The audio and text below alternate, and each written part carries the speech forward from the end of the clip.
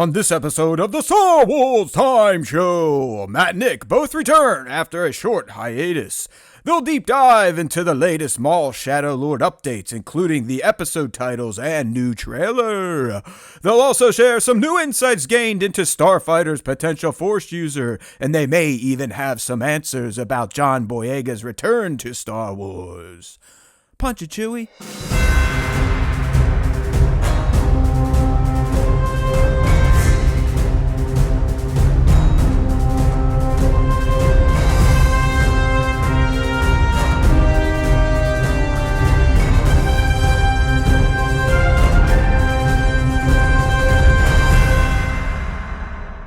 Hey, now, everybody, we're still alive. I know we took a week off, and boy, was it well earned. It was nice. I don't know what it is, Nick, in my old age. There's just less of that burning itch to always feel like I got to get my fat ass on camera and talk about Star Wars. So it was nice to kind of take last week off. You know, we haven't seen Nick in a few weeks because we'll let him kind of talk about his adventure at SXSW down there in Austin. He's been busy for the past 2.5, 3 weeks. Well, hell, probably the past half year getting ready for the show, but the show is over now and he's back. He's with us again. And I think he's even going to start doing the lives on Wednesdays once Maul Shadow Lord kicks off April 6th, or the week of April 6th. A Monday release, everyone. We need you to get used to that. I think, Nick, this is the first time we're going to get a Star Wars Disney Plus show on a Monday versus a Tuesday versus the Friday when they originally started airing with Mando Season 1. So, yeah, it's interesting that they moved to a Monday schedule. I know at first we were talking about like, oh man, Tuesdays were typical like content release. If you like go back and like to the old days where there were physical video media games, releases and games and movies and everything came out on Tuesdays and stuff like that. But that obviously that shifted. Things are a little bit different now. But hey, I mean, happy to have a live Star Wars show going again. You know, it's been a little bit. And it looks like it's going to be a good one. So, you know, today we're a little different cadence to the show today. Call it we're easing back into real life, or me. Because I was kind of a slob last week. But like I said, I did have to show a little restraint. We did get a new Maul Shadow Lord trailer next week. We got episode titles. And I was like, damn it, I feel like I should get it. It's like, Matt, it's okay. Literally, the world will keep turning. It's not like you're going to get any more views or followers or subs if you take time out of your break to discuss this shit. So I guess it's a little bit of growth on my part, young Nick. I'm resigned to the fact that we are who we said we are. And we just never quite gained the audience that I wish we did. But at least channels like Beyond the Dune Sea have had amazing levels of success these days. I think they're up to like 13,000 subs, draw like 20,000 an episode. So good for those guys. That's what I envisioned for us, but that just wasn't in the Force's cards for the good old SWTS. But it doesn't matter. We're here. We're ready to party. We're not going to include the fans as much this week because we're cutting Ask Us Anything just from this broadcast. It'll probably come back, but there's just a lot of shit to talk about because we took the week off and I haven't seen Nick in a few weeks. So we'll give him maybe a little bit of time to talk about how the show went, but then we're going to get right into it. So we're going to break down that Maul trailer that came out last week, or whenever you're watching this, I will call it Maul Trailer 2. We got the episode titles, which might inform some of the narrative we're about to see when the first season kicks off on April 6th. Then we got all sorts of little driblets from Gosling about Starfighter, because he's been making the interview circuits for a movie I will review quickly here on today's episode, Project Hail Mary. So we get some insights into Starfighter. And kind of out of the nowhere, we got a peep out of John Boyega and what his Star Wars future may look like. So it's kind of an old school Star Wars time show. And it's just Nick and I, no live stream, although, you know, we'll love to see you guys in there for the instant premiere when this kicks off, or when this debuts Wednesday, 6 p. East. There's close. Well, since it's not going to be live, it'll be right at 6 p. East with that instant premiere. All right, man. Anyways, let's hear it. How was your first SXSW as an actual SXSW employee? I mean, Did you get to have Yeah. any fun, or was it like what I used to see at E3 with the poor people that worked at all the companies and they just looked ragged at the end of every show day and just wanted to go home or go to the bar with their colleagues and get drunk? Yeah, I mean, it was definitely more, it was work. It was not just play. So, um, in that instance, I didn't get to do a ton. I went to a couple comedy shows that we had sponsored from Dropout. Like Dropout was one of our comedy sponsors this year, so I got to see a couple Dropout shows, which were really nice. And then that was about it, right? Because that's kind of how I was feeling. Definitely a lot going on during the days, and I was we were working outside of our normal office. We were working on site, so 12 days in a row, no days off. Every day working in like a hotel conference room, just kind of sitting at a table with your laptop, working through things. And what were you doing? that. Are you guys like the brains behind the show floor then? I mean, were you like just responding to exhibitor? I mean, I guess I've never been there. Is it kind of like a trade show or like a PAX or like an E3, or is it not as like big and goofy? It is much larger. It is much larger than those. This year was very unique because this was the first time that South by Southwest had ever done the show outside of the convention center, the Austin Convention Center that's been there for a while. So the show was like spread throughout the city, a lot more things going on. And during that period of time, there were like, I don't know, the estimate is always around like 300,000 people that come into Austin during the South by Southwest period, whether it's like, like whether it's official attendees or like you're showing up for other stuff. It's like it just becomes a madhouse. So lots going on. Yeah, at the end of every day I was just happy to get back home and get some rest. So yeah, didn't do too much, but it was did you go to any of the venues then, or you just had to sit in the hotel? I was able to make my way around to different things, but not like for very long, Right. Like I couldn't like jump out and go see this new movie premiere or something like that. Like I really wanted to see a lot of the movies or a few of the movies that were premiering, but obviously wasn't able to do that. But walked around to the venues. There were a lot of like things happening on the streets of Austin as well. So I got to walk around there and really kind of get the feel for all of the different activations and brands that were there, and walked around some of our expo floors and that kind of stuff. So it was a really, really cool experience. I definitely learned a lot from it, and that'll help me in 2027. So did you get swagged up at all? Any good swag, or you guys aren't allowed to get any of that shit? Yeah, so we were able to get some things. A lot of the stuff that I was really aiming for was sold out already, unfortunately, but got some nice pieces of merch.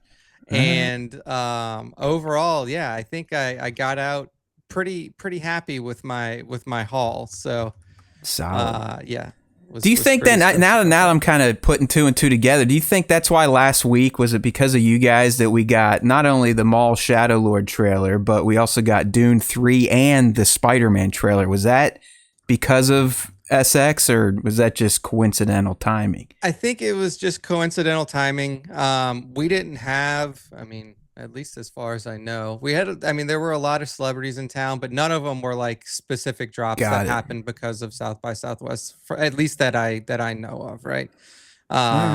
So, but we had a ton of good movies. Like if you're a fan of Keke Palmer, just excellent film that came out from her in Boots Riley called I Love Boosters. So if you're a big fan of her or of Boots Riley, which he did, I believe it was Sorry to Bother You or something like that.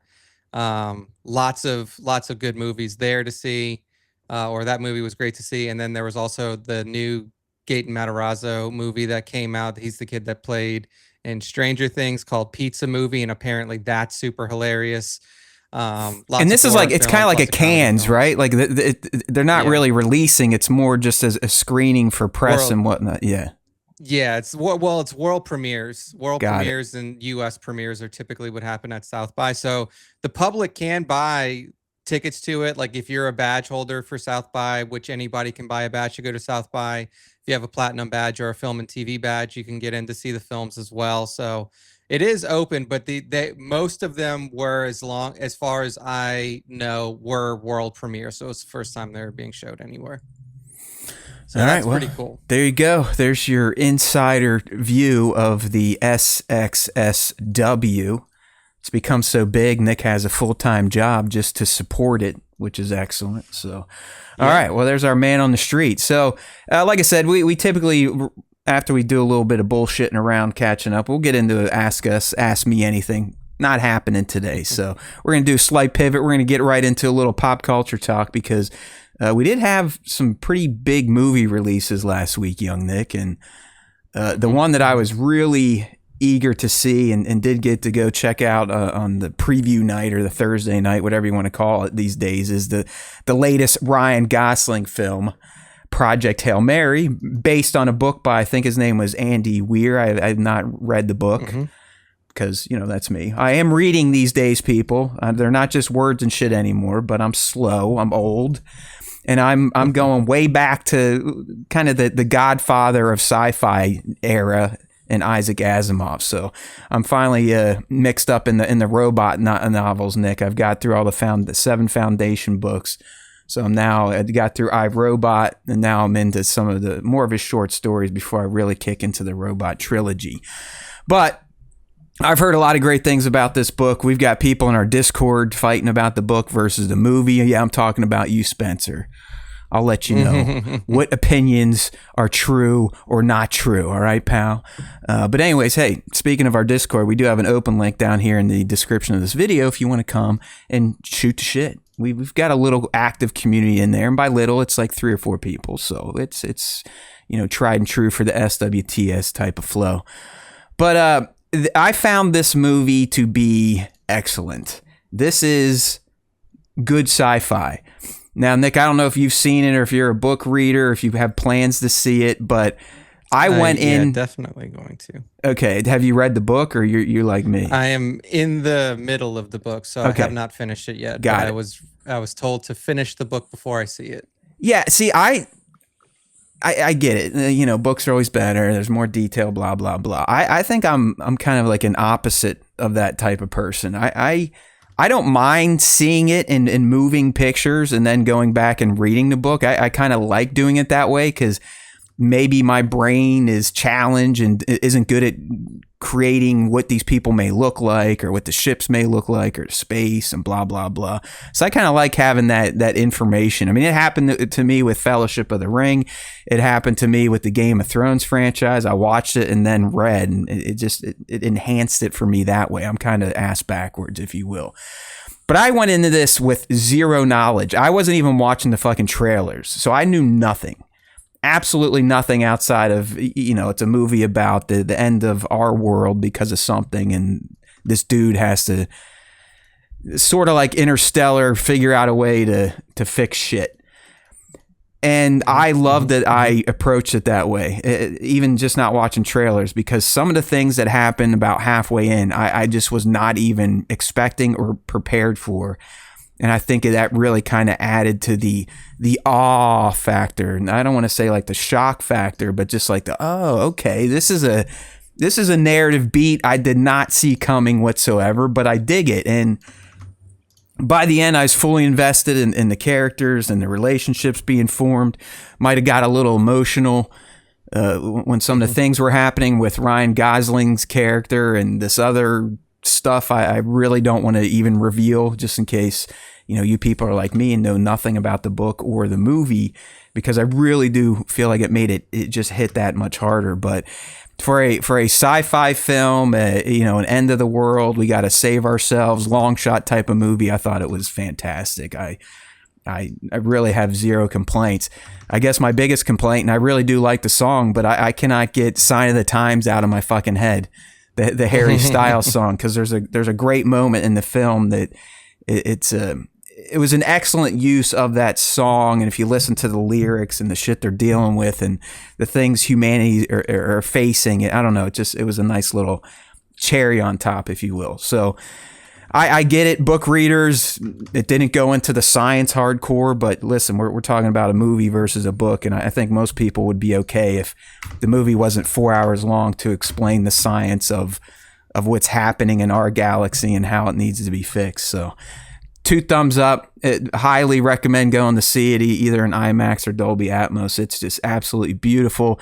And Gosling really does continue to impress. I mean, this dude, I know he kind of looks like a surfer bum, but he's got it. Like he is very good at bringing these characters to life and making them compelling. So absolutely loved Project Hail Mary, the film. So screw you, book readers. The movie is better. All right. The other one I went to check out, and I didn't even know this was coming out, but I was a fan of the original, and you know, all things media these days, if an original idea does well, let's screw creating new ideas. Let's just keep pumping out sequels. So I went and saw Ready or Not 2, Here I Come, which is a sequel to Ready or Not from a few years ago, where, you know, this girl marries into a family and they play a game at night, and she realizes that she's essentially the game and they're going to hunt her down. And the sequel, like I said, I didn't know was coming out. I saw that it was out when I was catching Hail Mary, and I was like, you know what, I'll go check this out too. So I caught it on a different day, but first, it's kind of silly as it is, I loved it. I mean, it really picks up right where the first movie ends, and you're right into it probably within 5 minutes, and it's just kind of nonstop, good gore. There's some humor to it.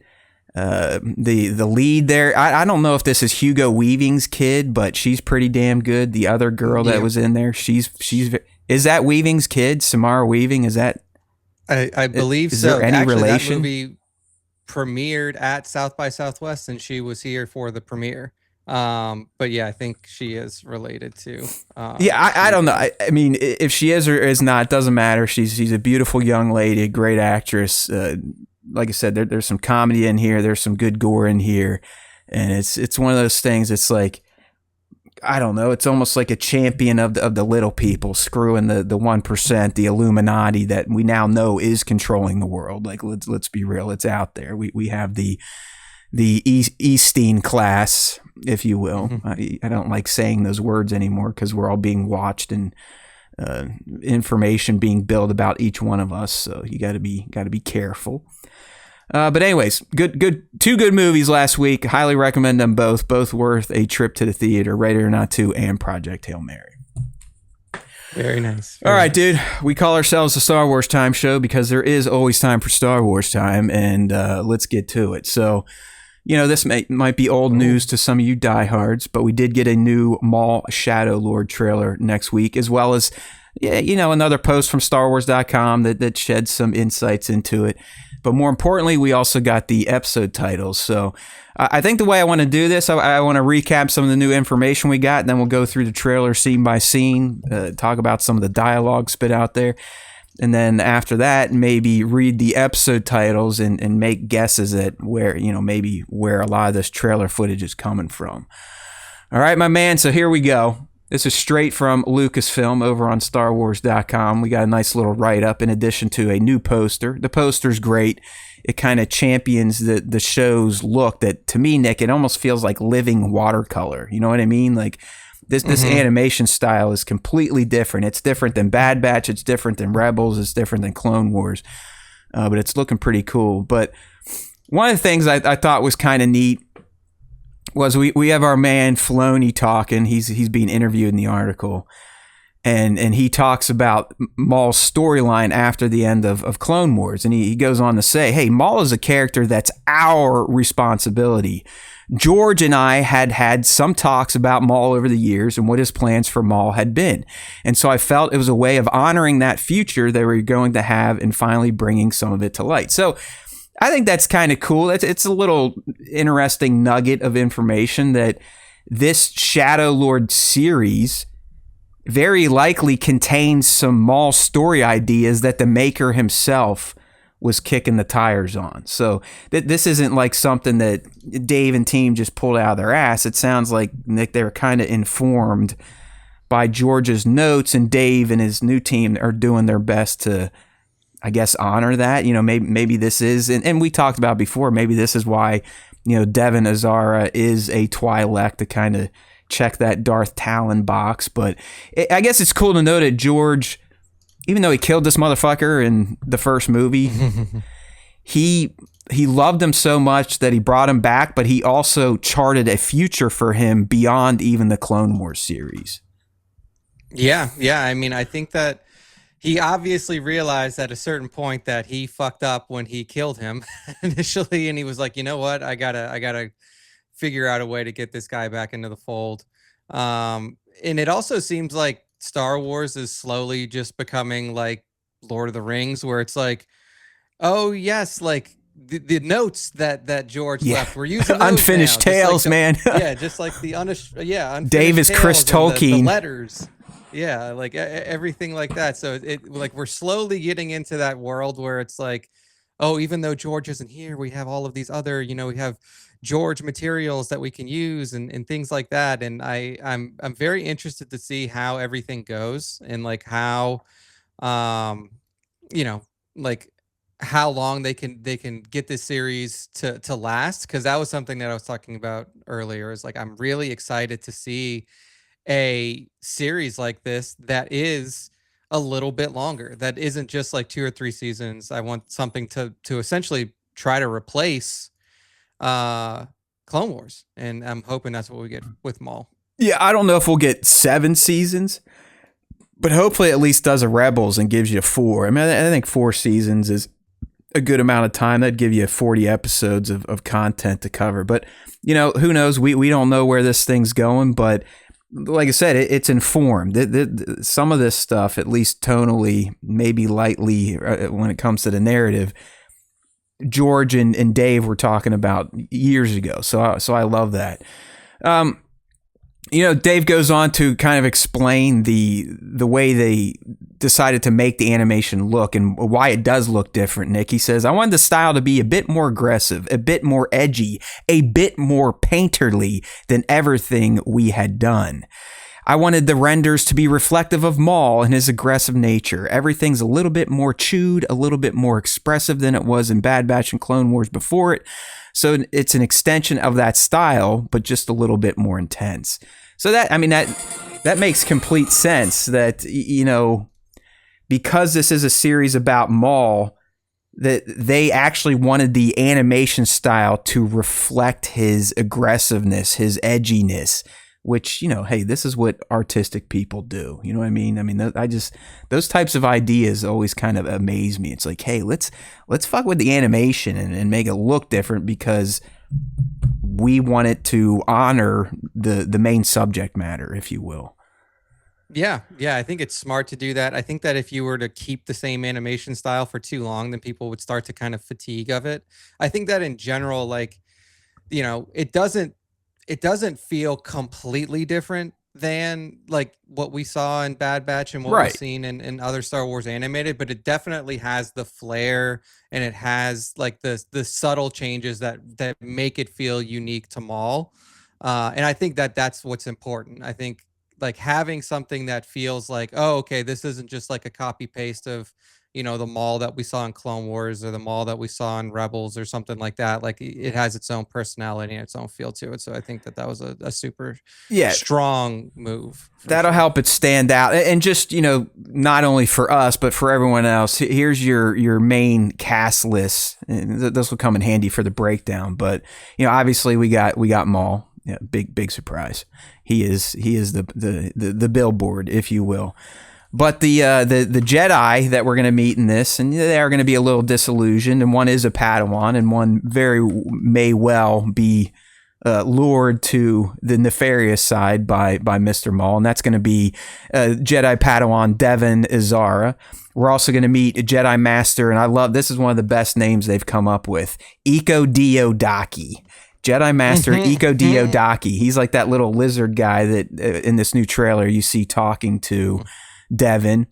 Rook Cast is making a return. We know her and Maul, and I was reading something as an article from a few months ago, but Whitwer was talking about Maul and how Rook Cast is a character that Maul really trusts and is loyal to.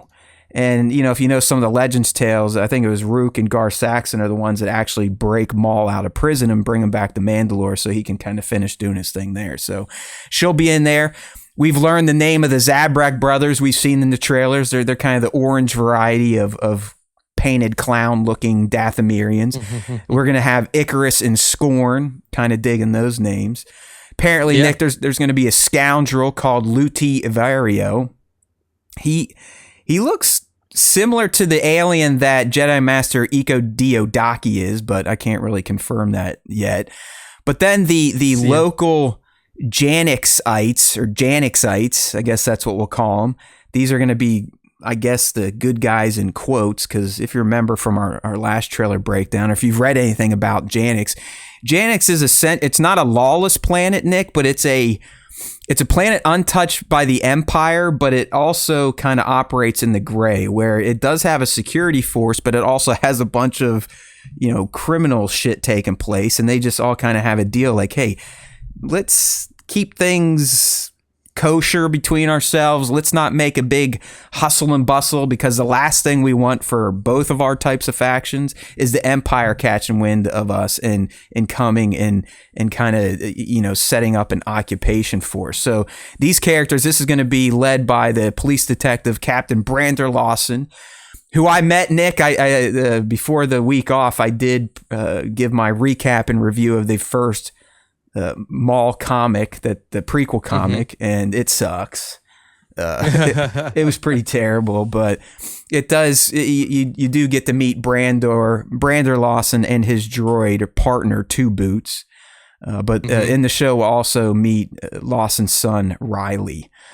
So, that's kind of the main cast we're going to be working with here. And I think we said this before. I mean, it's essentially it's not going to be your traditional Star Wars good guy v bad guy. It's going to be bad guy v worst guys.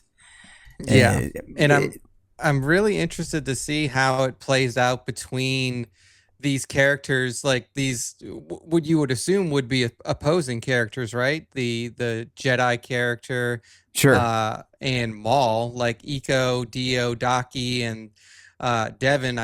Devin should immediately, as soon as they see Maul, like, get the fuck out of there. Oh my God, a Sith. We have to take this out. But like, obviously, once she finds out that Maul is also trying to take down the Empire, like, how do you treat that now? It's really the first piece of Star Wars media where, or like publicly, like, this is something that's coming out from Disney, that's coming out from Star Wars official, that's not a video game or something that's getting, very, very little press. Like, this is the first time that we'll see like opposing forces working together to try to overthrow the Empire. So I am really interested to see how that relationship dynamic plays out between these characters. Yeah, I think you're spot on, and I think that's really going to be the interesting part of this show. Is that, clearly from this trailer we're about to break down, you can see that Brandor and the security people are really no fans of what Maul is doing on their planet. But I have a feeling once the Empire shows up, Brandor may have to potentially even work with Maul to help get their asses out of here, with his ultimate goal of also getting rid of Maul. So that's definitely going to provide some interesting hijinks between all these characters, which again, it's not like you don't have a beacon of light in this series. There are no just, I guess we have this Jedi Master. He's probably the closest to it, but I think we can all make an educated guess that Iko Diko Diki is not going to be around very long in this series. I have a feeling if he makes it to episode 3 or 4, that'll be impressive. I don't think he's long for the Shadow Lord series. But anyways, man, let's go ahead and get into the trailer, which I found to be even better than the first one. Like the narration we got, some of the quotes we got were very informative in regards to what's going to happen here. I mean, the one time we're like, oh, we see this Star Destroyer, it's over this planet, but maybe that's not it's Janix. It's definitely Janix. I mean, I have a feeling this show is predominantly going to take place on Janix, maybe some hollows out to Coruscant or whatnot. But it does appear that the Empire eventually makes it here, and it's going to be because of what Maul is doing when he shows up on Janix. And we know he's headed there with a goal to reestablish himself in the crime world. But Nick, the only good part of the first comic of the prequel was the very end. Is literally like the last panel. You finally get Maul. Everything else was fucking Brander and Two Boots. But Maul essentially hired a guy like, hey, I need this type of ship that people can't scan. It's got to have different chain codes, yada, yada, yada. And as the guy is laying down all the features of this super duper hidden stealth ship, of course, Maul's like, yeah, thank you. And just fucking kills him. So we know where Maul gets his ship, but it seems like he is hell-bent on heading to Janix. For whatever reason, hopefully we learn more in the show.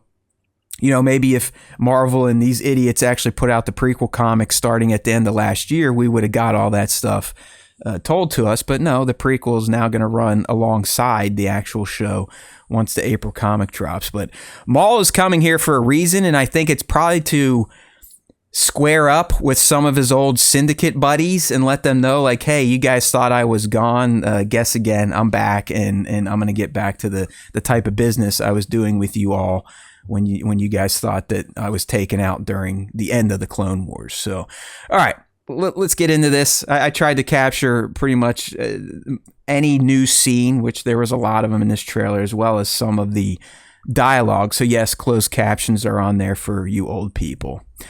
But anyways, it starts, Nick, with that scene where we can see Janix security. It seems to be mostly droids, like exploring these corridors. I don't know if it's a hangar or a building, but we're in there and you can hear Brander kind of narrating, our target is a syndicate leader. He is associated with several criminal organizations. And these poor Janix security people are seeing severed hands and arms and nothing but destruction in these hallways. So we know exactly who Brander's talking about. I mean, he's got the lowdown on our boy Maul.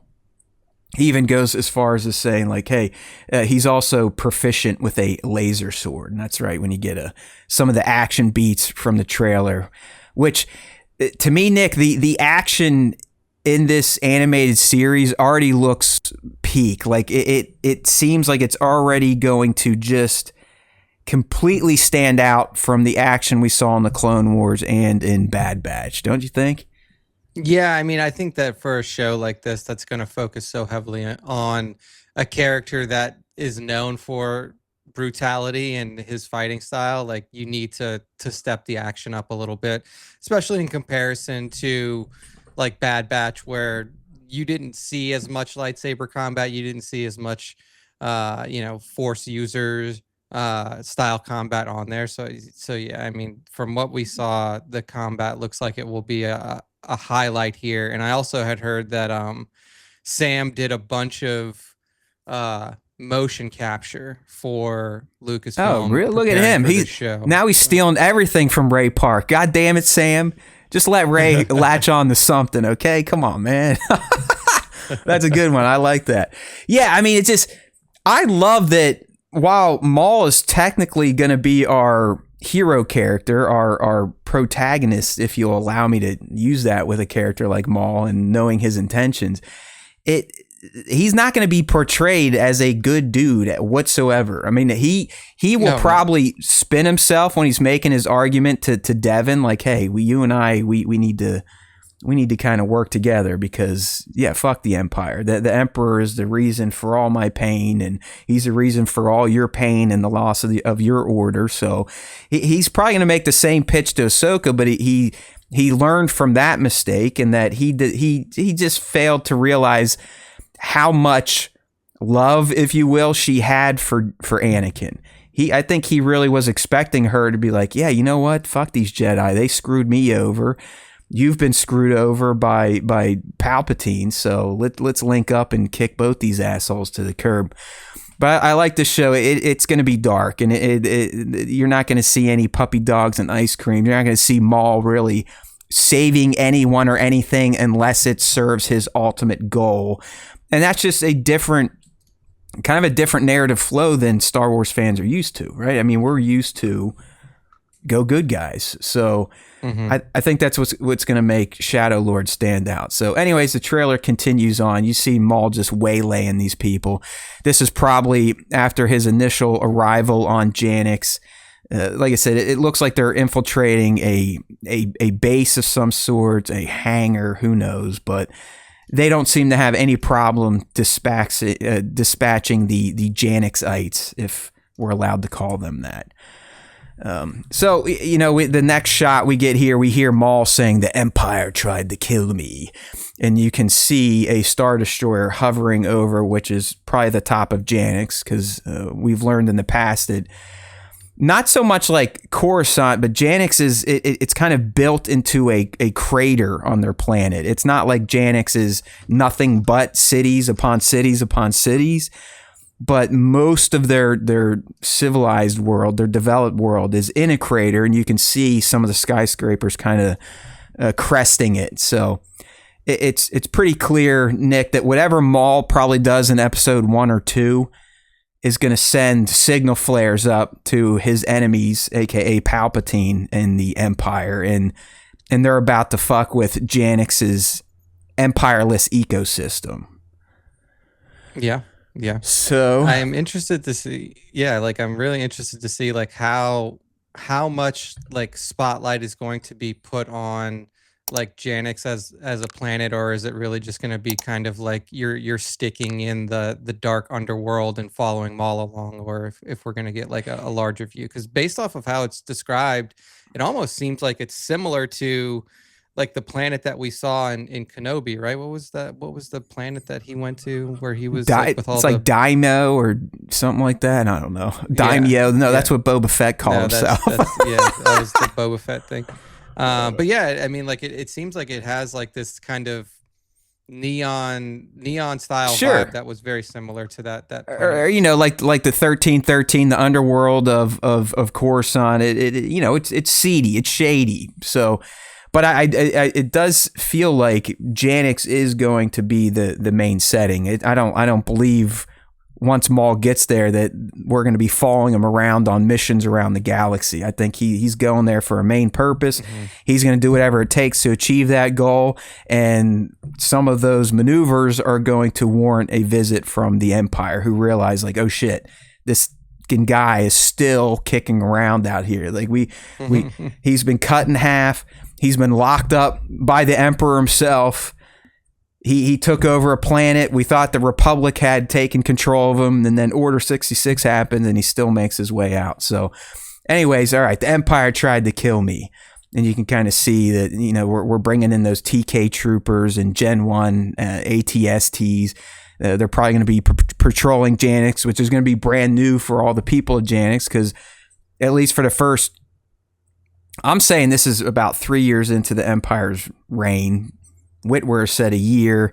Official sources have said, a few. So to me, a few is at least 3.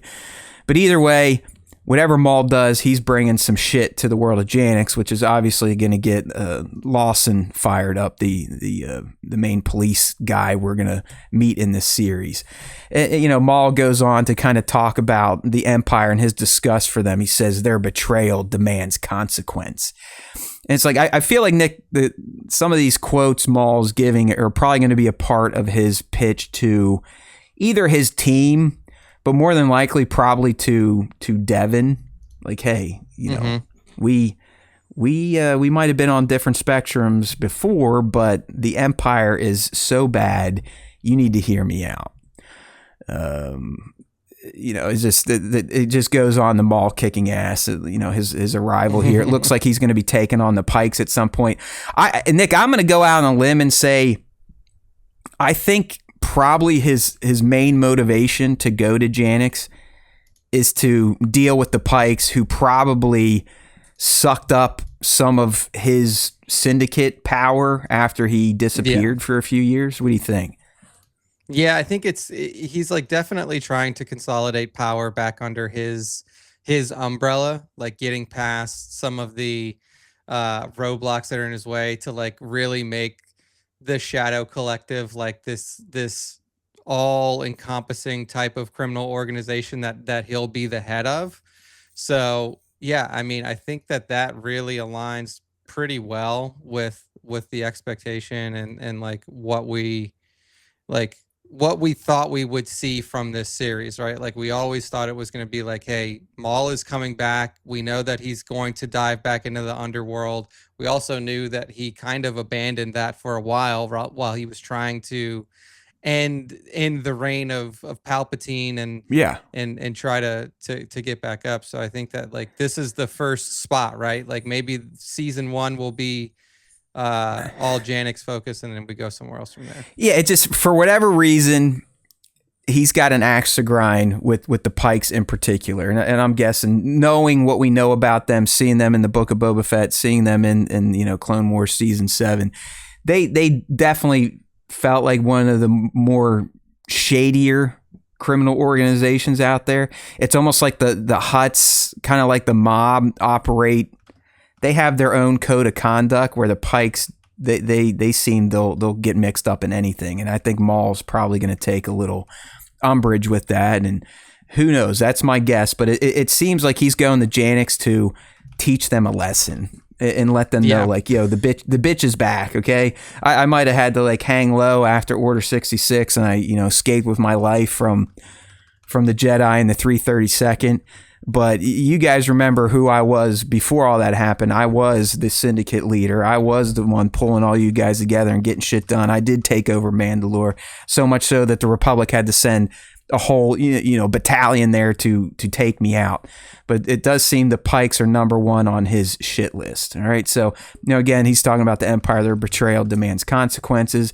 And he says, and that consequence requires a weapon. And it just so happens in the trailer, when he says a weapon, it cuts right to Devin. So whether she is the new Darth Talon or not, it's very clear that Maul has identified, like, I need more Force users, right, man? I mean, that's got to be it. Like, I'm a boss. I can do a lot by myself, but if I really want to take on the Empire, aka the head of the Empire, the Sith Lord, the Sith Master of them all, Palpatine, I'm going to need another weapon, and that weapon needs to have some Force juice. Yeah, absolutely. I mean, there's no way that he's going to be able to, like, do what he wants to do by himself. Like, he's figured that out. Like, right, he asked Ahsoka the first time. I mean, he knew he needed at least one other person to do this. Yeah, it's like at the end of season 7, he realized, he was like, okay, like it's too big for me to now handle on my own.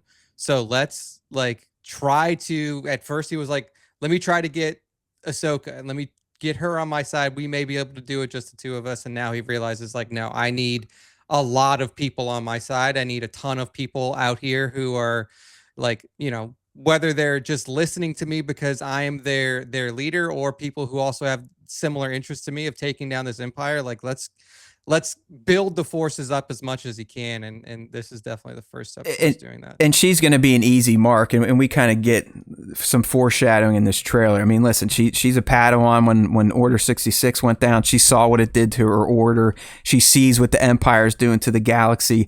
So I think they're probably going to string it along for most of this season, but I have a feeling by the end of season 1 that he is going to woo her over to his cause. And I don't know. I mean, yes, it is the dark side, but he's not a Sith anymore. I mean, that's why it's called Maul Shadow Lord, not Darth Maul Shadow Lord. But she is definitely going to be a primary focus of his. I mean, do you think it's her that leads him to Janix, or is it kind of a circumstance where her and Iko Diko Daki are already on Janix, and Maul becomes aware of her, and he's like, oh, light bulb, she can help. That seems more likely to me. It seems more likely that they will, like, he's already there for his own purposes, and then runs across like this presence, like this, this, whether it be like a Padawan who's struggling after the fall of the Republic and things like that, like an opportunity to essentially, like, oh, I now have I could manipulate this person to be my my follower, my acolyte now, and to have Yeah. another Force user on his side, especially at this time, super valuable. Yeah, and she's also going to be motivated for things she probably shouldn't be, and that's going to, revenge and maybe he'll spin it to like, hey, if you do this with me, you'll be able to take care of the people you also care about. That's always a helpful sell. So, the trailer went on. You get to see Devin is quite skilled, even as a Padawan. I mean, she's kicking the shit out of some TKs, and then you get this.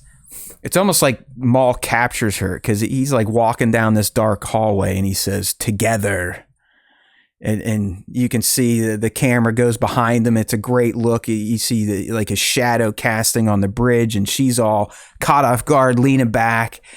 And his pitch is together we can destroy the Empire. So I think Nick's on to something. I don't believe Devin is going to be his main goal on Janix, but she's going to be like the bonus prize, the cherry on top, the thing that Maul realizes, like, oh, you know what? Like I say, here's the Pike again. They show up in the trailer, so he's like, you know what? I can kick the shit out of people like these syndicate rulers, leaders. But I'm going to need someone like a Devin, a Force user, a trained Force user, a former Jedi, to take on Palpatine. And I've actually read, I think another article, Sam was being asked about the series, Nick. He talks like, listen, Maul, sure, he used to hate the Jedi. I mean, he was programmed to. But apparently at this point in his life, he almost misses them and the fact like how dedicated they were to their cause. And it sounds like he feels like the Jedi being gone is actually a bad thing after all for the galaxy. So that's kind of a interesting turn of thought for a character like Darth Maul, who is literally more or less bred to be a Jedi hater / killer. Yeah. But it's like a very short period of time without the Jedi there. He realizes how chaotic things can become, and while you can definitely thrive in chaos as a character like Maul, it also makes it a lot harder to move in secret and get things done. Right. In his particular field of study, right? Yeah, he misses the stability the Jedi Order just offered to the galaxy. Like he finally sees, like, you know what, that they were. I give them credit that they were so dedicated to their cause, because us Sith are not. We're fucking nuts. We are evil. We will turn on anyone at any time to further our individual goal and need versus that of the collective. But the trailer just goes through more action. Like I said, Maul just shows up and kicks the shit out of the Pikes. So that's definitely going to be part of the early narrative. But then the trailer shifted to Devin, and we're guessing her master, Iko Diko Diki Daki Do. And this probably, Nick, is happening after Maul has pitched her, because she says he wants to fight as allies. And the master's like, the Empire may be our common enemy, but Maul will never be our ally. So it seems it's not going to take much for Maul to kind of get a bug in the Devin's head that is going to fester and eventually grow, even though her master or a master is like, hey, listen, kid, I get it. I understand. The Empire sucks, but so does Maul. And you don't know him the way I did. Like he was a Jedi killer. I mean, he killed Qui-Gon Jinn and who knows else who before they made themselves, revealed to the open in The Phantom Menace. Yeah. I think that it's like a very typical story, right? Of like a young person really interacting with evil for the first time, like right. somebody who you would consider evil. And like I was saying, very earlier, naive. Yeah. Like also caught in between, like you mentioned, like this guy wants to take down the Empire, and so do I. So like, why can't we just work together? And then when it's done, we just go our separate ways. It's a lot of naivety. It's a lot of wishful thinking that, like, just partnering up with this guy is going to be able to have a massive impact on the galaxy and save everybody from Imperial oppression. But from what we can see, like this is happening, so soon after the fall of the Republic, that like these remaining Jedi are like grasping on to any straws that they can to really like hope to swing things back quickly, and ultimately they can put themselves at risk, and that may be what we see happen here for Devin, and then Devin's former master, still master, Iko Dio Daki. We'll see. Like you said, maybe that Jedi may not be long for this series. Yeah, I don't think so. For many episodes. Who knows who takes him out? Is it the Empire? Is it the Inquisitors that are going to show up? Is it Maul himself? But probably will be. That's just how Maul rolls. He'll be like, oh, you're not going to let her come? Yeah! There's something for your chest. And you'll actually die, because when I stab Jedis in the chest, they die, unlike every other person that stabs Jedis in the chest, and they live. We're talking about you, Sabine. All right, so the trailer goes on again. He's just kicking the hell out of the Pikes, so that's going to be an early victory of his. It's very clear, and he's doing this on his own. So when you're seeing him fighting the Pikes, this could very easily be episode 1, 2, 3 type of content.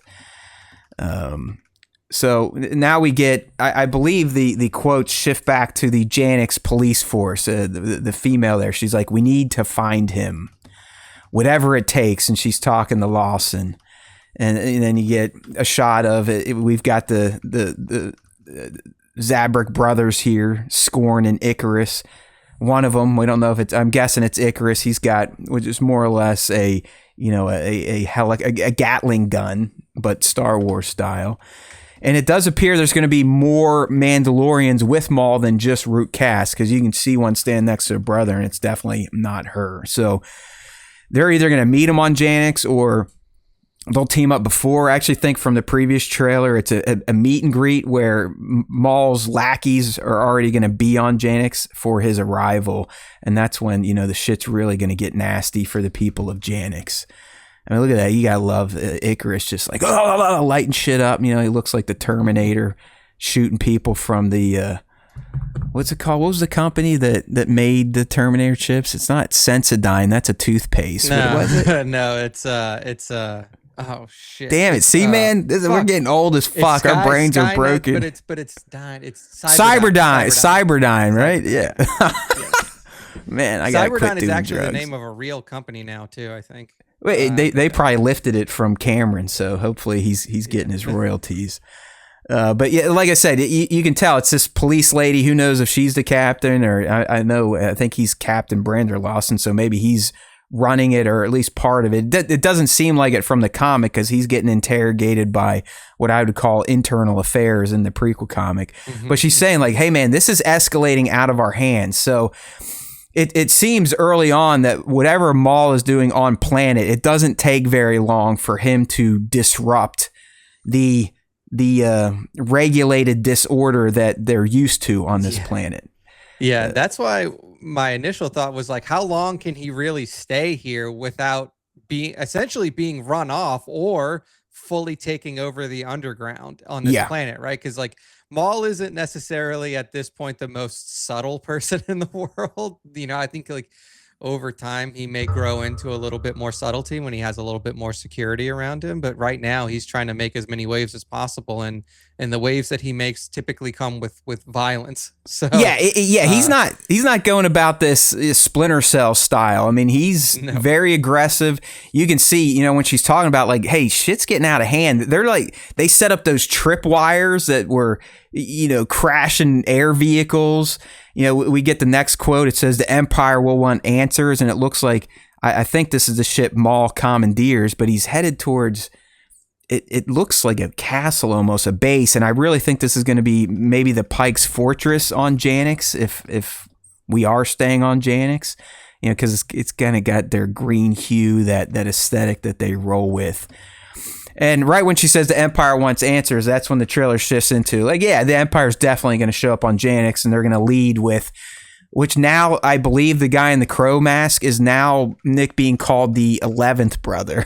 So I know. I was wondering that too. I was like, obviously, we've seen the crow mask around a lot, and like, I don't know if it was Ahsoka kills him to an official character. Yeah, like so now it's interesting to see some of the other characters that are coming in, like the one fight looks like Maul's fighting the guy from Ahsoka that No, it is. That is confirmed. That is Marok. Like, Marok is definitely in this, and he is the first brother. At one point, even official Lucasfilm stuff was calling Cromass first brother, but they're like, dude, Marok's first brother. He can't be first brother. Even though this guy exists early on in the Inquisitorius, apparently he is the 11th brother. So there's that. And we do know his fate. I mean, he is cool. He is weird, though. He's kind of like Marok, where we don't know what the fuck these people are, because when Ahsoka kills this dude, he just turns into a puff of smoke. And I believe when Ahsoka kills Marok, it was the same thing, right? Yeah, exactly. It was like diffused dust out into the atmosphere. Like, I don't know if is this like some sort of new magic of Star Wars? Like, we've never seen anything that was like a created being before that could just be like, like somebody creates like a golem or something like that, and then they just send it out to fight. But we've never seen that in Star Wars before. The closest we have was actually from the Night Sisters bringing Maul back to life, and the Night Sisters zombies and stuff. But I'm not sure if these characters necessarily fall into that bucket. Yeah, I mean, who knows? He is cool looking, and we know he's at least going to survive this season. Or hell, maybe they do get resurrected because Maul kills them, and that's why they turn in the smoke when we see him later on in other Star Wars stories. But either way, it's very clear that the Empire does become aware of what's happening on Janix, and they know who it is. They know it's Maul. And you would think Palpatine is no fan of his former apprentice, who he already tried to take out or teach a lesson when he was building too much power in the Syndicate world. So they send the Inquisitors, and it could be they learn there's Jedi on Janix as well. Either way, I do think the Empire is coming to Janix because of what Maul and his lackeys are doing. They just make too big of a scene. So much so that it's like turning on the bat signal for the Empire. Like, hey, I'm here, bitches. I'm going to do what I do. Come and get me. So, the trailer, this is when it's kind of at the halfway point, really action intense. Lawson, the security forces are like, the Empire will lock this planet down. Well, hell yeah, they're going to lock it down because they got to take... I think Palpatine knows that Maul...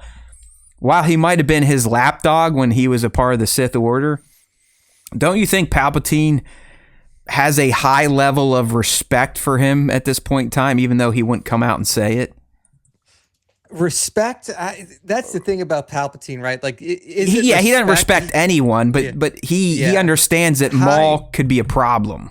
Yeah, high level of awareness is how I would put it. Is like, usually, like, I don't see Palpatine as somebody who like keeps tabs on many people in the galaxy. He's like, whatever, like, my lackeys will deal with it, or I'll get Vader to run this guy down or whatever. But I feel like Maul is a character that is in the awareness zone of Palpatine. He keeps tabs on him. He makes sure that he's up to the task and knows what's going on with Maul. Unlike probably many other characters in the Star Wars galaxy. It's interesting to think, because you would think that Maul's probably going to handle Marok and Cromask. Why then is Palpatine not just saying, you know what, hey Vader, come on, go check this out? Do you think it's like a story choice by George and Dave, where like, we can't bring these two together ever? Or do you think we will get Maul Vader? Because it feels like they almost need to be always separate. Like some sort of like coming together moment for these. It's just like it's been asked for since like the mistaken, like, people were like, oh, Vader is gonna fight this new Maul person from when the sequels were released, and obviously like that was not necessarily what happened or anything like that. But I think that it could also be a thing of like, maybe Palpatine is like, hey, I'll keep an eye on Maul, and if things go south with Vader, then I know I still got a guy out there that I might be able to manipulate back under my always hedging his bet. Know?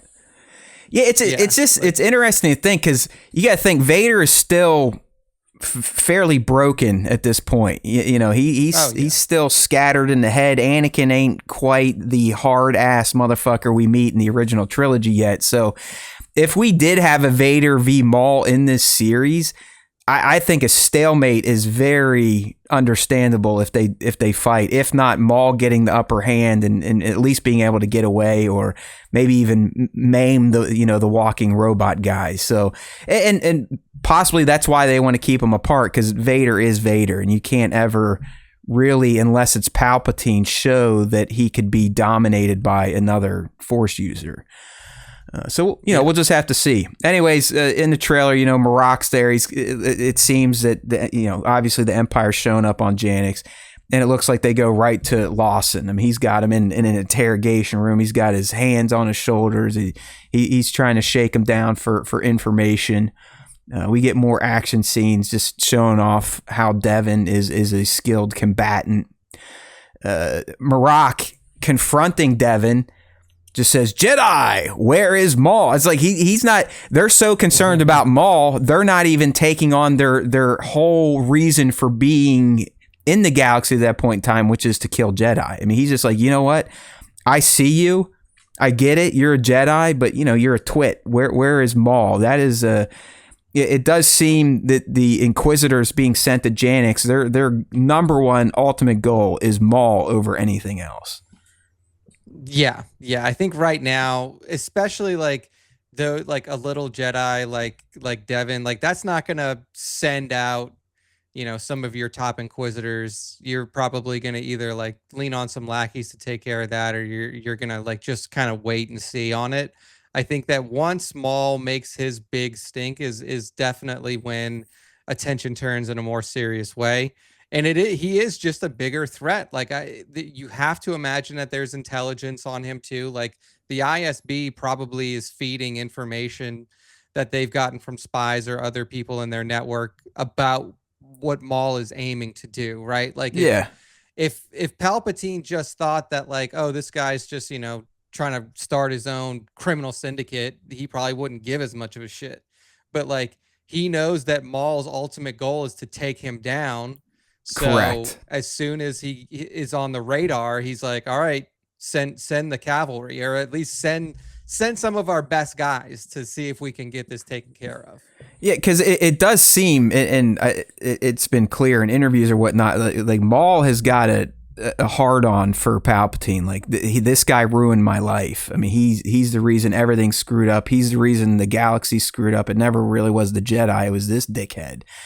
But from what we know in future Maul stories, he eventually gets a little goofy. After he becomes the leader of Crimson Dawn, even that's not enough for him. Like he gets back in his Kenobi fit and goes slightly insane to go find the holocron. So maybe we'll see where he eventually gives up on his revenge on Palpatine. He's just like, you know what, I'll just kind of do my thing and I'll get revenge on the guy that cut me in half.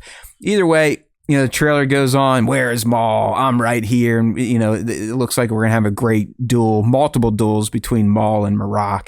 You would think Maul would just beast this guy. So who knows? We'll see. I mean, I guess you got to keep Marok alive a little bit. How does Marok, is it that like maybe Maul kills him, and then what we see Ahsoka kill is like a resurrected version of him?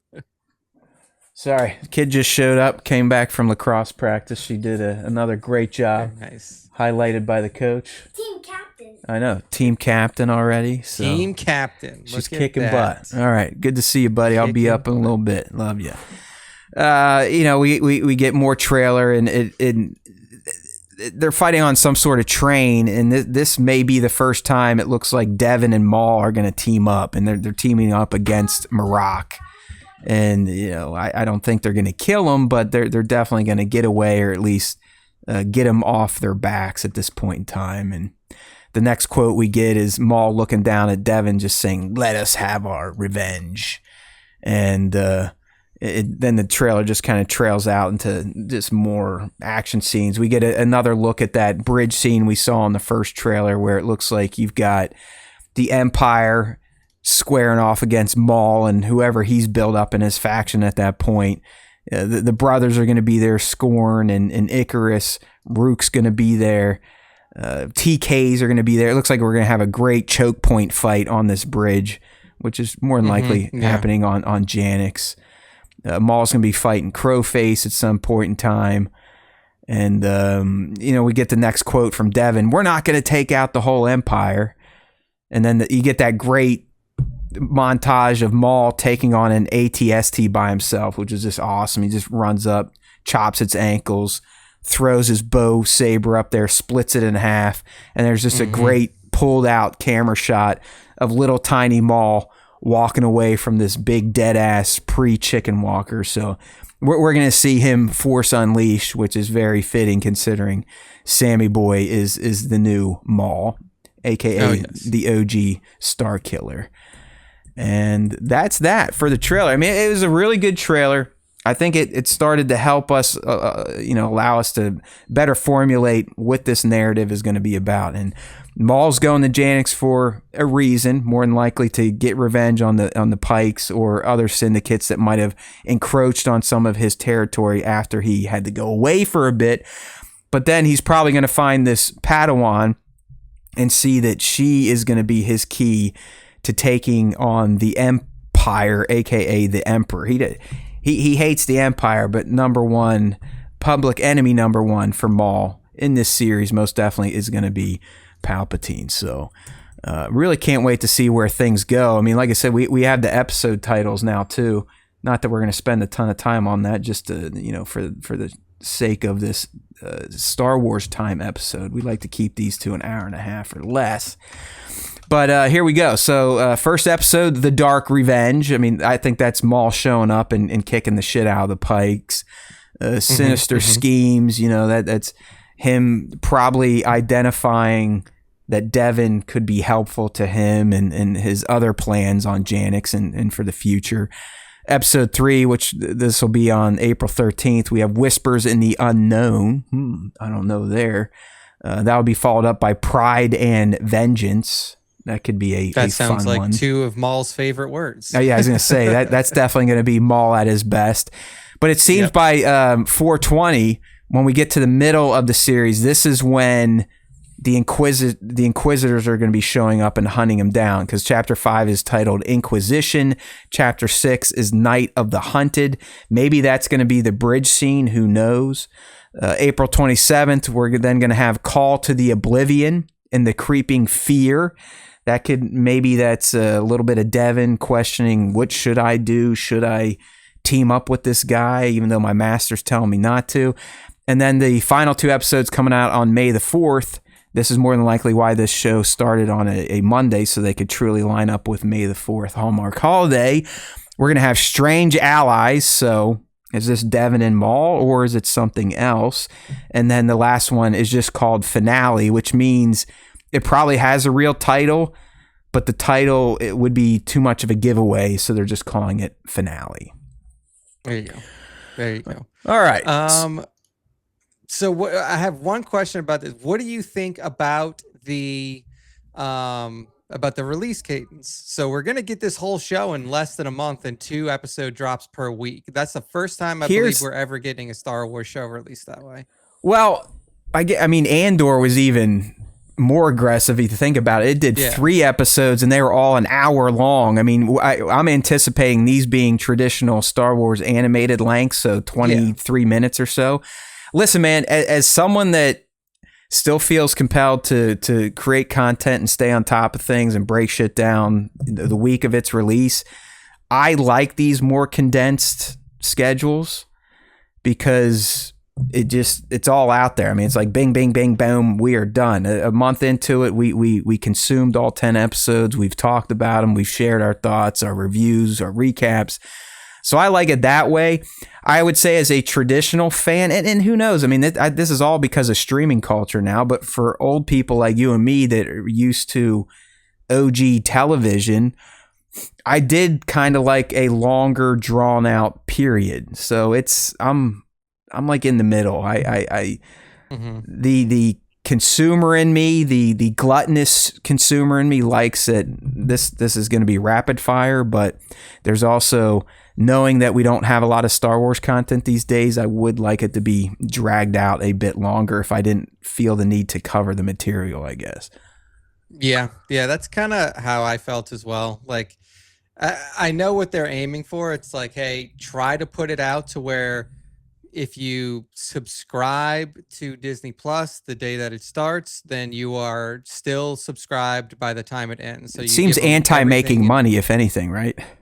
Yeah, yeah. I mean, you would imagine that they would want to try to get more sub out of somebody, but it's also like for a new show, I guess you're like give them everything in 1 month, and then hopefully they like the content. They'll come back next time it comes up, and Yeah. they won't have to worry about shelling out the extra What $5 or about you? I whatever mean, it do is you for the like show. this kind of bam, here we go, it's done in a month, or would you like it just one episode a week for 10 weeks?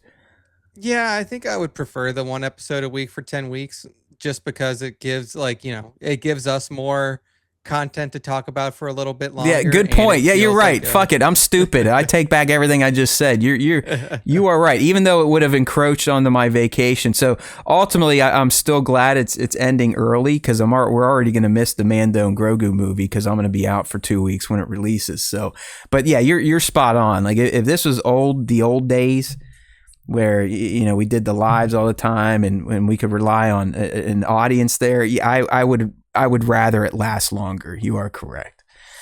yeah. All right. We'll see. So as we wind this things down, I mean, we have a few little newsies here. They're not going to take long. I really just wanted to run them by Nick and see what he was thinking here. But the big one, and we talked about this during the Tom Cruise story, just to kind of recap, it was revealed that Tom Cruise literally flew into this set of Starfighter on his own fucking helicopter, landed. Mm-hmm. Levy joked about, hey man, you want to help out? And Tom was like, sure, jumped into a mud bog, grabbed the camera and filmed a lightsaber duel. So right there, I mean, Sean's like, hey, fuck it, I'm going to blow some of my load. Tom Cruise was involved in the shooting here, and we have a lightsaber duel, and it's in a swampy, boggy type of location.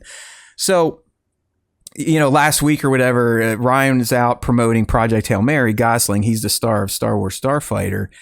And he made a little revelation about the Tom Cruise story, Nick. And I'll read the quote here. He says, hey, listen, I wasn't there. It's the one day I'm not there. I worked on that movie the whole time. I get one day off. Sean sends me a picture of him and Tom Cruise and Flynn, the young kid, the co-star that we've seen him. Here's a shot. If you're on the live stream, you can see those two together on like a Waterworld skiff that we've seen in official promotion. But he's saying they're like in the mud. I was like, what? And they were like, yeah, Tom Cruise flew his helicopter on the set. They were just shooting and they heard a helicopter. They had to cut and it was Tom Cruise. He lands in the middle of the set. He takes a camera and he just starts shooting the action scene. There's like a shot of him in the mud with Flynn shooting Flynn. And this is Flynn's first.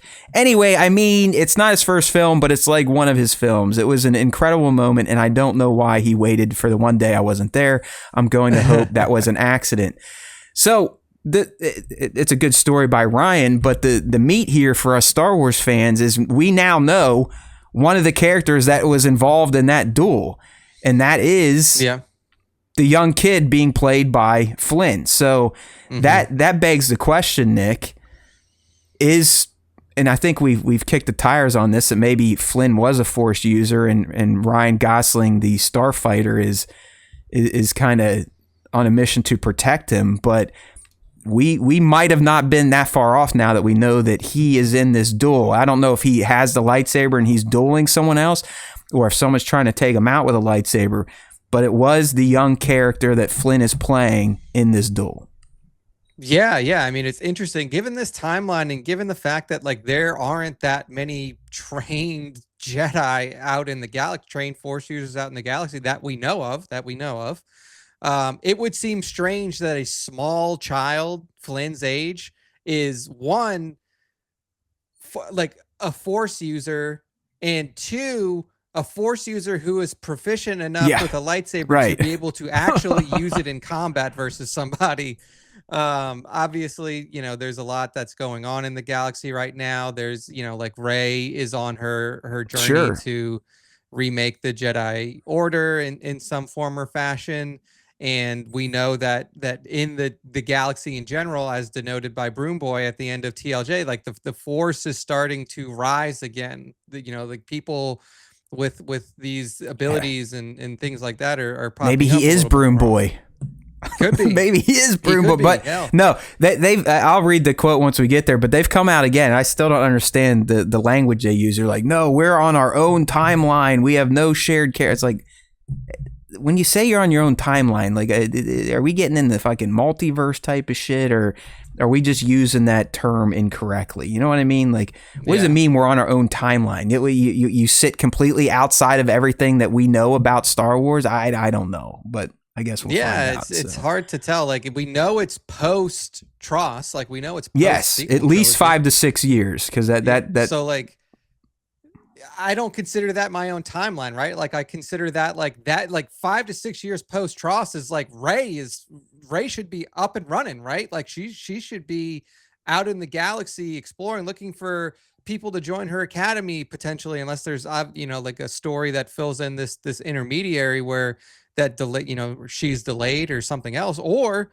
I mean, it's I guess it's possible that, like, are we just in a part of the galaxy that we've never really interacted with before, or so outside of the zone of influence of the stories that we tell that it is a little bit more separated and it's on its own timeline, and we're not interacting with people or galaxies that we're, planets that we're familiar with. I mean, it's hard to tell, but I don't consider 5 years post Tross its own timeline. Like, that is the peak. That's what I mean. So what era are they just using the word wrong, or are we in for some weird shit? Like, this is like a splinter timeline somehow, a wrinkle in time.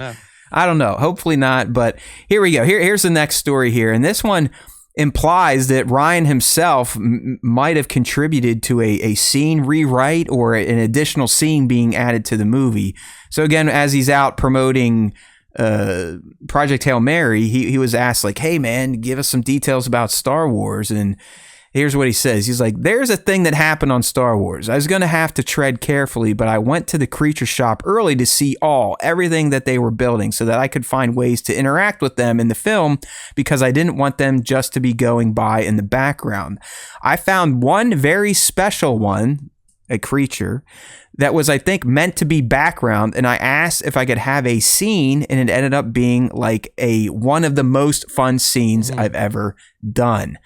So the fact that you have this actor who's been in tons of big ass movies with about every famous actor, actress on the planet, saying that he had one of his most fun scenes in his career with this practical creature in Star Wars, it makes you wonder, like, what is this? Like, what could this be? I mean, is it just like, is it comedy? Is it going to play into the movie's overall plot? Because it sounds like, Ryan asked, like, hey, I like this thing. I feel like I could work well with it. Can we please not just have it be in the background? So that's kind of interesting. Yeah, it's interesting, especially coming off the movie that he just finished. I mean, Project Hail Mary is obviously I haven't seen it. I've only read, more than half the book at this point, but like, one of the primary characters in that movie is a very interesting little character that he interacts with quite a bit. So if he says, and I don't know how, that character was handled in the movie or anything like that, if it was practical or not, or if it was partially practical, but like, it is crazy to think that, like, this is, he was blown away by this one particular practical character. It goes on to say or explain that this character and Gosling's character and his appreciation and love, like, hey, no, you need to be in the movie. It was such a big deal that the crew made him a miniature version of this character for his wrap present. Like, that's how important this unknown creature character that's just going to be in the background is to Gosling. Not only did he give it a role in the movie, but it became one of his favorite, most memorable parts of the film, so much so that they gifted him a tiny model to take home. So that's kind of I can't wait to see it. It's probably going to be something super throwaway, right? Like, if it's just like, hey, I want to interact with this character, I wonder if there's like a scene where he's like, so many times that we've seen in Star Wars where he's like going through a bodega or a market or something like Right. that, like you see on Tatooine or like you saw Rey doing on Jakku, and you see all these different creatures and things like that. Maybe he stops at one of these stands and that's where the interaction happens. But I am interested to see if it's something that's like easily that you could be like, that's probably what he was talking Yeah, yeah. about. I think it's going to be fairly meaningful, considering that this creature was never meant to be more than background dressing. So I have a feeling people like you and I that know about this story now, when we go and watch it in 2 years or a little over a year, we're gonna be like, yeah, that's the thing that Gosling and Eva, or is it Eva? Yeah, Eva Mendes have in their house right now. Yep, exactly. All right. Last little one here, and Nick might be happy about this one, but apparently John Boyega is softening on his Star Wars stance again. I mean, he's kind of been all over the place since the end of his trilogy. He was upset for, I think, valid reasons. I mean, if you think about what these cast members had to go through, I mean, they signed on to a trilogy. It was all set in stone. This person's directing this one's directing this one, blah, blah, blah. Here's the story, blah, blah, blah. And then after TLJ, it all fucking blows up, and story changes, character arc changes, directors change, and Boyega has been on record saying like, "Listen, this shit was kind of fucked up. Like, I mean, you guys essentially treated Finn like any other token black character when it came down to it, and that's not how you guys explained the character to me when I signed on." And it sounded like he was pretty resolved in not participating in Star Wars again unless certain conditions were met. Well, apparently, Nick, Boyega at MegaCon recently was in a panel, and apparently fans started chanting like, "Hey, get Dave Filoni on the phone."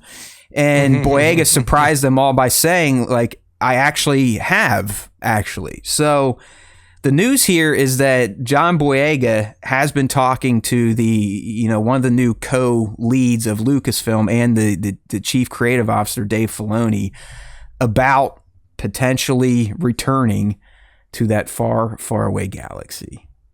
Yeah, I mean, there's a few things at play. Like, definitely, if I was him, I would have probably had.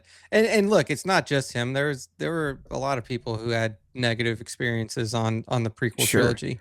Poor Oscar Isaacs made to look like a dipshit because of that. Somehow he's returned live. Yeah, like I would say that it's not a unique, like his experience was very unique, but I don't think it's unique that he had a bad experience. I think that a few other people did as well.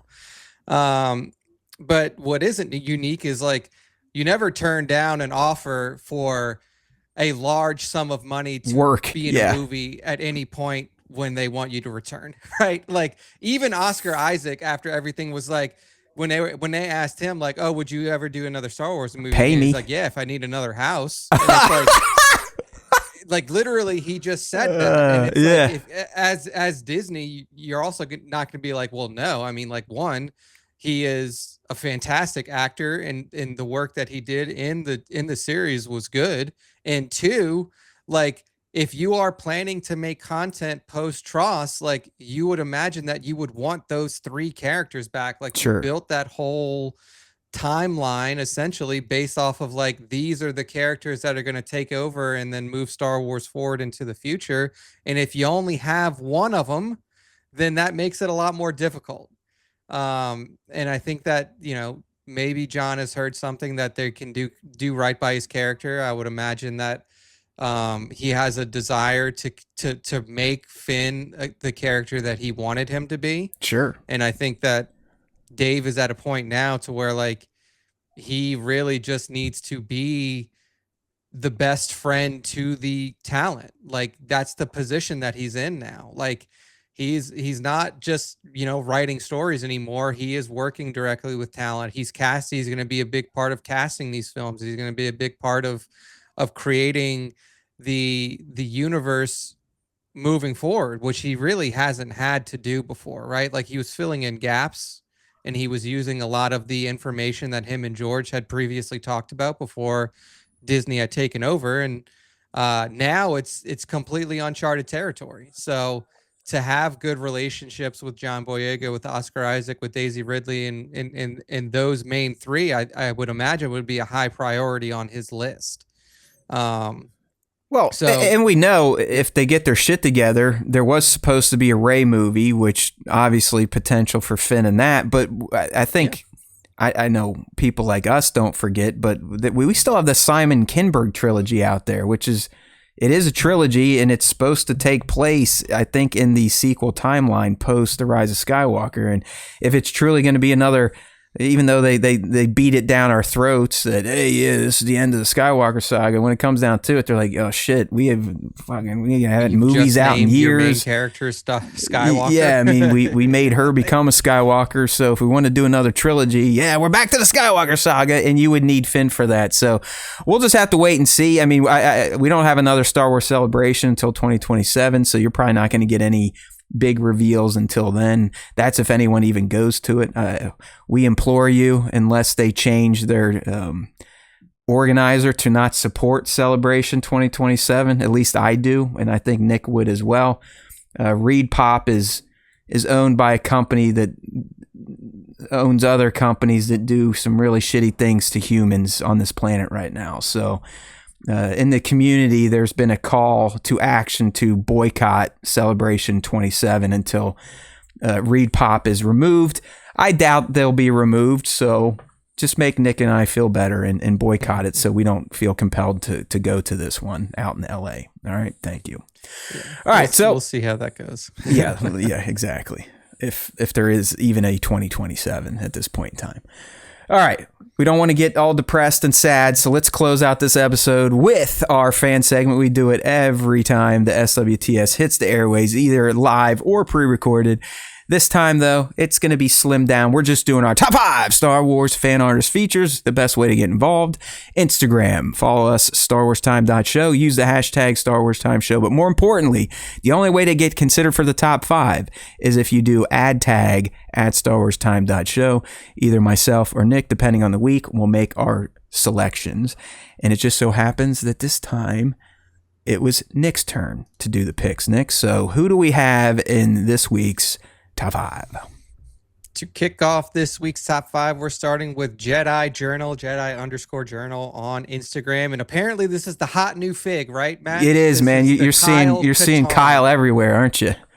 Yeah, Kyle Katarn's everywhere. I mean, it's good to see. I mean, obviously, this is one of the most famous characters, or the most beloved characters from Legends and from the old video games, and it's really nice to see an official figure of this quality come out for Kyle. So awesome shot here from Jedi Journal. Kyle standing over his downed stormtrooper foe, lightsaber ignited, and just an excellent shot capturing the brand new Kyle Katarn. These Black Series figures look fucking great these days, but that's probably why they now charge $40 or something for them. So I'm glad I got out, even though, you know, my poison these days is much more expensive, but it's way slowed down. I don't have a single hot toy on my desk, which is huge. Huge.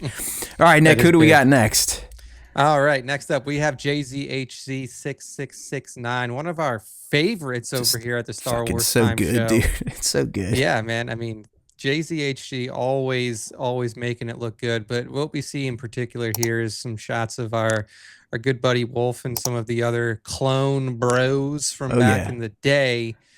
I mean, it's just like whenever JZHG shoots something, I just assume that it's real people in these costumes, and like this isn't figures, this is just real life. Like he has a way of elevating the toy shots to a degree that like only like really high level people that we've seen in this game can do, and you know, it's always a pleasure to see his stuff come across. It's so well done. I don't know if, I mean, he does a lot of compositing. I don't know if this is composite. Either way, the way they match the lighting to the background and the atmosphere, like Nick said, you know, this could be some 501st bros out doing a photo shoot. So good work here from JZHZ66669.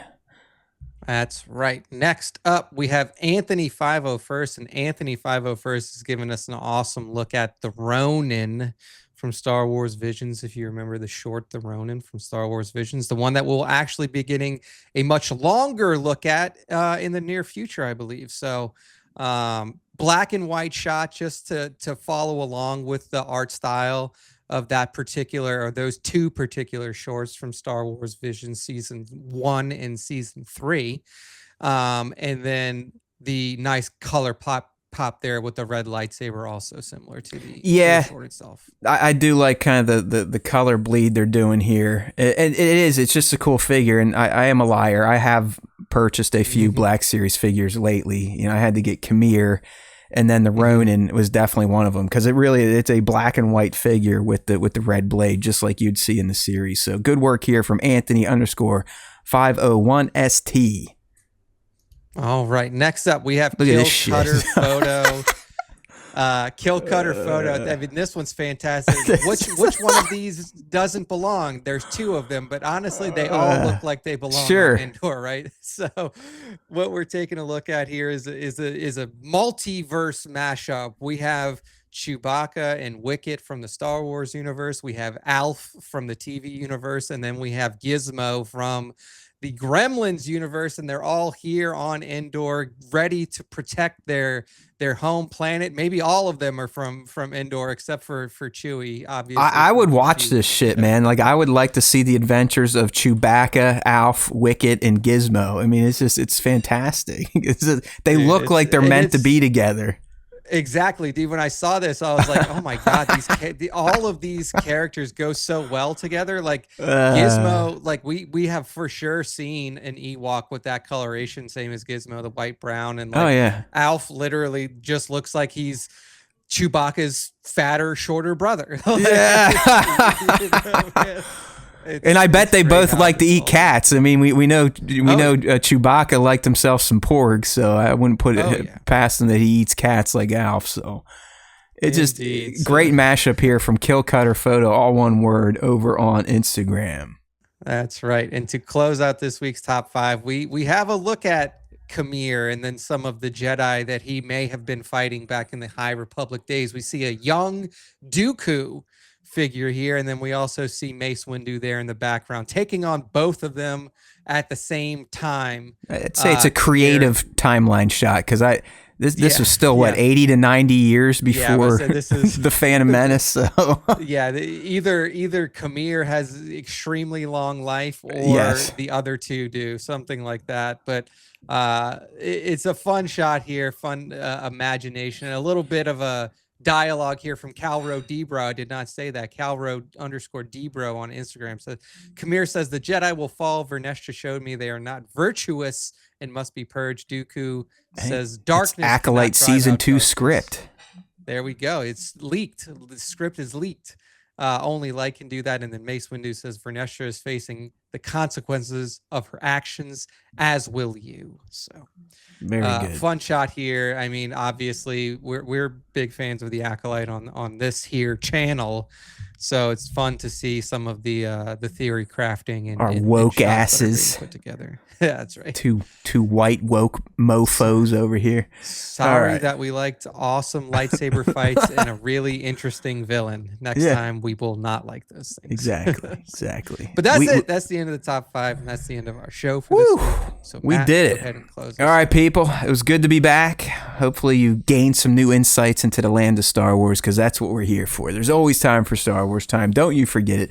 We are a podcast for a more uncivilized age, so if you know those type of degenerates in your life, please let them know about the Star Wars Time Show.